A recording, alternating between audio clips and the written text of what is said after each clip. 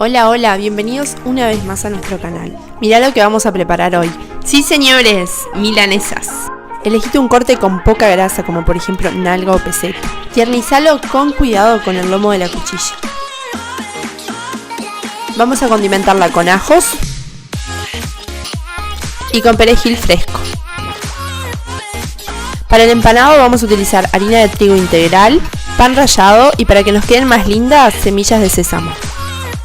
Vamos a hacer una salmuerita con agua y sal. Y ahora sí, comenzamos con el empanado. Primero cubrilo con la harina integral. Elegí esta harina porque es menos refinada que la blanca. Ahora la pasas por agua y por último por el pan rallado. Presiona bien fuerte para que todo te quede bien unido. Ahora repetir el procedimiento con los demás bifes que tengas.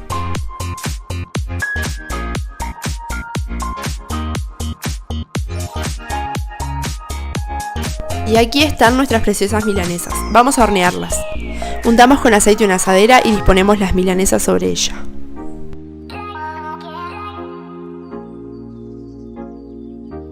Volcamos un poquito de aceite sobre cada una para que no queden tan secas. Hornéalas hasta que queden así de doradas. ¿Con qué las acompañamos? Con hojas verdes y con un rico puré de papas. Si le agregas un huevo encima, te queda una milanesa a caballo. Y si después de horneadas